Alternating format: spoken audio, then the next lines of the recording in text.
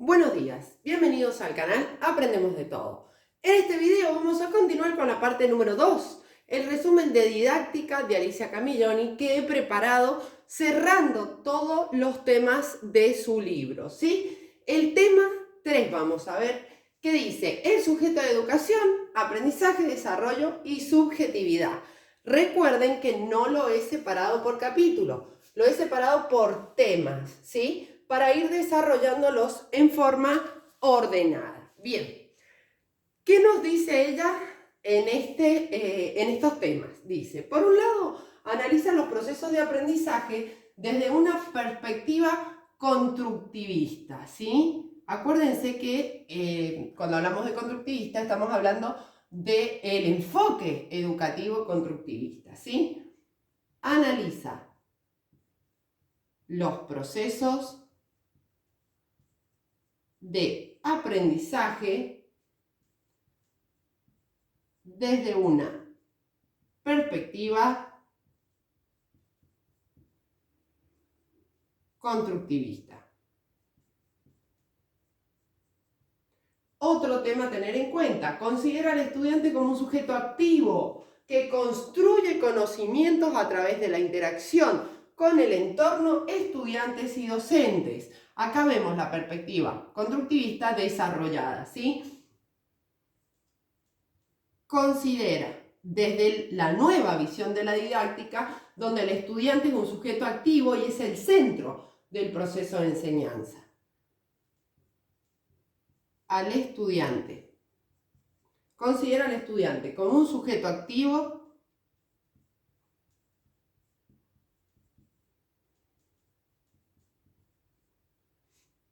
que construye conocimientos en interacción.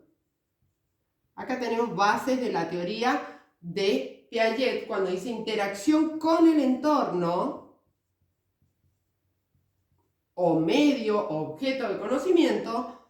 Y acá cuando dice estudiantes y docentes, podemos ver lo que es el enfoque socioconstructivista de Vygotsky, ¿sí? Bien. Entonces, como bien decía recién, aborda, que siempre les digo que si pueden entren a la lista de reproducción de Psicología Educacional del canal Aprendemos de Todo y repasen la teoría del desarrollo cognitivo de Piaget y la teoría sociohistórica o sociocultural, también se les dice, de Vygotsky, porque ella todo el análisis de la didáctica, desde los procesos de enseñanza a los procesos de aprendizaje, los hace en base a esas dos teorías, ¿sí? También toma algunos parámetros de Althusser, no todos. Entonces, aborda la teoría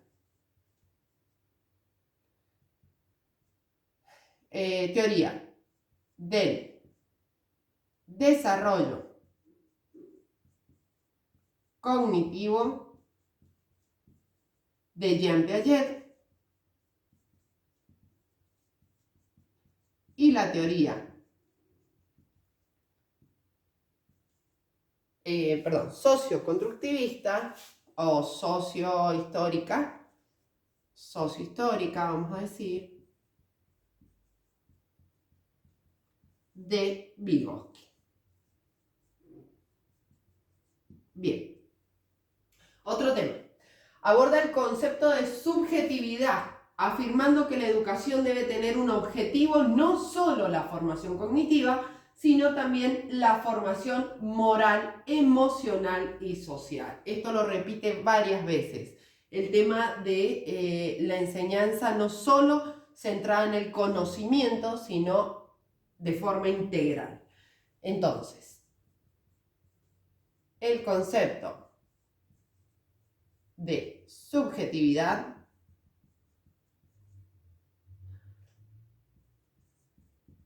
afirmando que la educación debe tener como objetivo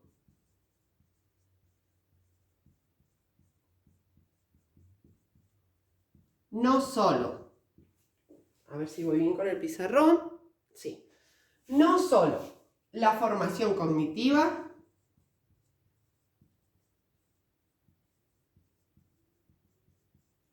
sino también la formación moral, emocional y social. ¿Sí? A ver, en lo que es la formación moral, desde el modelo de conducta de un docente, ¿sí? Desde la imagen, la forma de expresarse, el respeto hacia el alumno y hacia los procesos de aprendizaje de ese alumno. Emocional, todo lo que es el aprendizaje emocional, también llamado con las siglas CEL, ¿sí? Y lo social es todo lo que trabajamos en la capacidad del saber estar en relación con el medio que los rodea. Bien, vamos a continuar con el siguiente tema. Si me permiten, voy a borrar. Recuerden que en el canal tienen todos los capítulos del libro Saber Didáctico desarrollados uno por uno. Lo que realizo son resúmenes, síntesis y voy relacionándolos con diferentes conceptos y también con el ámbito de aplicación de cada uno de los temas, ¿sí? Y también les recuerdo que para contactarnos por clases particulares, online, personalizadas, pueden hacerlo a través de nuestras redes sociales, nuestro mail, aprendemosdetodo123@gmail, nuestro TikTok o Instagram, ¿sí? Bien. Continúo. El tema que sigue es el tema número 4, para que puedan ordenarlo ustedes, y dice: la enseñanza, planificación, estrategias y evaluación. La enseñanza, planificación, cómo planificamos lo que vamos a enseñar. Siempre les aconsejo que vean, que estudien, que analicen lo que es la teoría de Bondenfender, es decir, la teoría del sistema. Si podemos llegar a enseñar bajo esa teoría, donde todo se relaciona, donde podemos trabajar la interdisciplinaridad y también trabajar con diferentes áreas, lo que se llama especiales, ¿sí? Educación física, artes visuales, etc. Dijimos, planificación, estrategias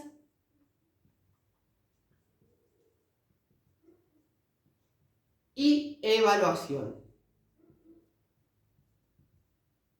Bien, ella dice lo siguiente: la importancia de la planificación de la enseñanza, que tiene como objetivo la construcción de un proceso coherente y significativo, que tenga en cuenta las características de los estudiantes y el contexto en que se desarrolla. Lo voy a copiar y después lo vamos a desglosar. La importancia de la planificación de la enseñanza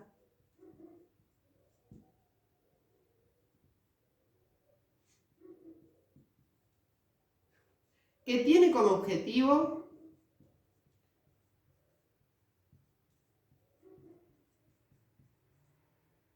la construcción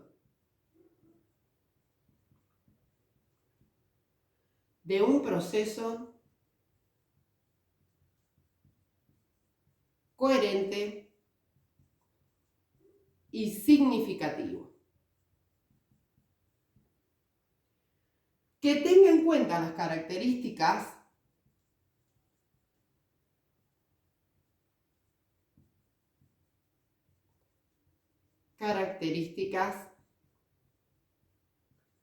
de los estudiantes y el contexto en que se desarrolla. Vamos a desglosar esta frase.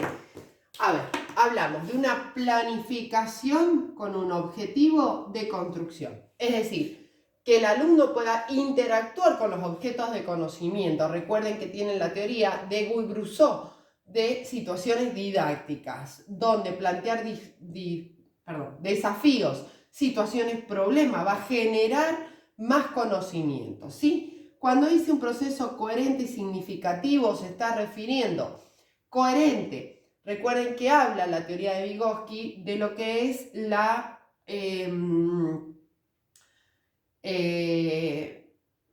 los dos procesos mentales que genera los alumnos, el interpsicológico, que es cuando se relaciona con ese medio donde va a adquirir el aprendizaje, y el intrapsicológico. Por eso es que el proceso de planificación debe ser coherente, para que el alumno pueda incorporar intrapsicológicamente esos contenidos. Si son incoherentes o descontextualizados, va a costar o va a dificultar que pueda aprender.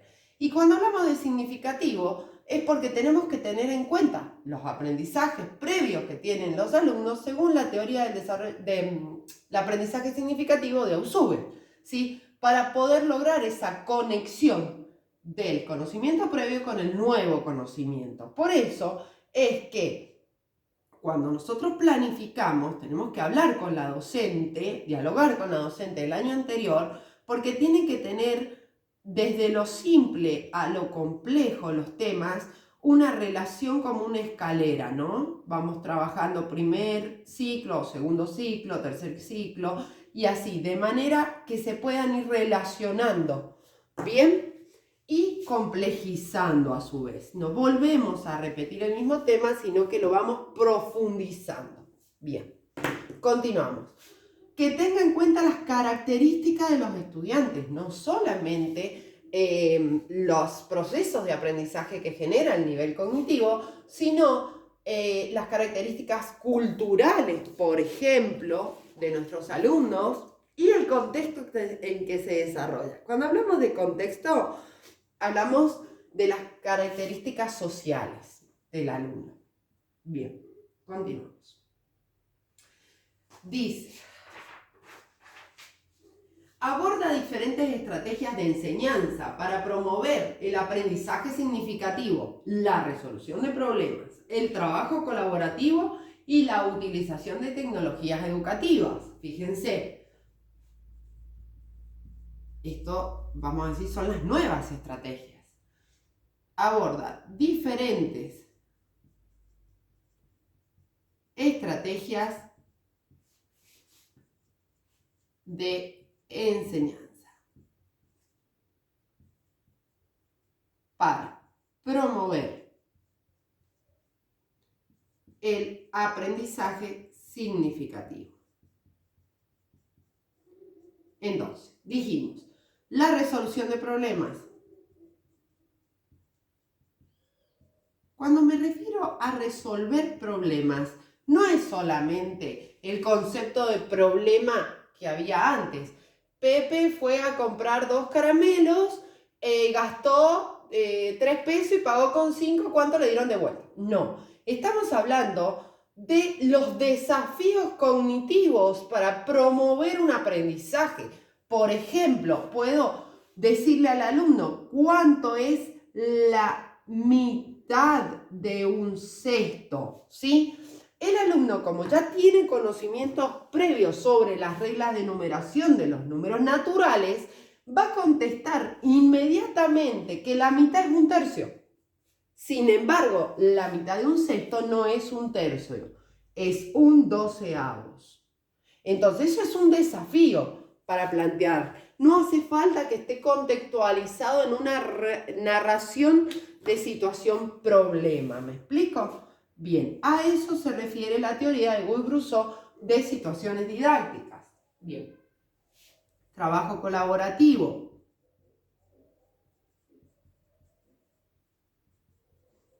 Que se puede dar, por ejemplo, con los ABP, los aprendizajes basados en proyecto o problema.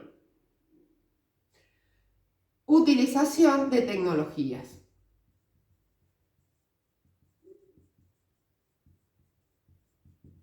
Educativas. Es decir, en el siglo XXI tenemos que implementar lo que para el alumno refiere a su contexto cotidiano. Por ejemplo, computadoras, celulares, internet, etc. Continuamos. Hace referencia a la evaluación como un proceso continuo y formativo que tiene como objetivo retroalimentar el proceso de enseñanza y aprendizaje, promover la reflexión crítica de los estudiantes sobre su propio aprendizaje. Lo voy a copiar y después lo vamos a desglosar porque hay varios conceptos dentro. Hace referencia a la evaluación como un proceso formativo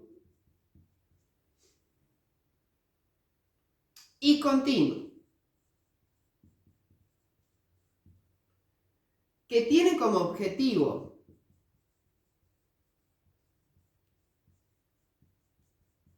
la retroalimentación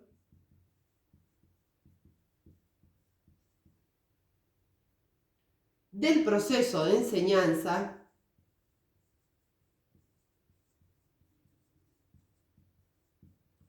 y aprendizaje. Promover la reflexión crítica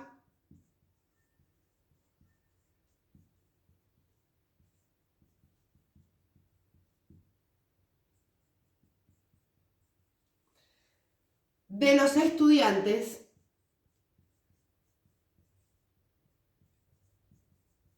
en cuanto a su propio aprendizaje.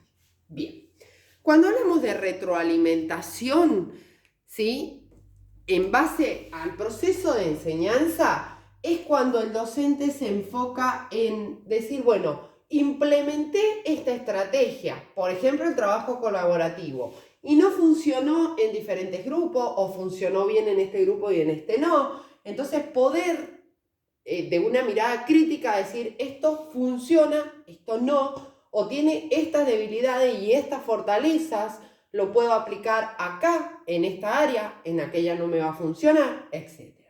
Cuando hablamos de promover la reflexión crítica del estudiante en su propio aprendizaje, estamos hablando de la metacognición, es decir, la reflexión sobre me costó, qué me falta, en dónde tengo debilidad o qué tengo que reforzar, me gusta este tema, lo puedo profundizar. Esa reflexión que hace el alumno sobre lo que aprende es muy importante en la metacognición, pero debemos promoverla nosotros como docentes, ¿sí?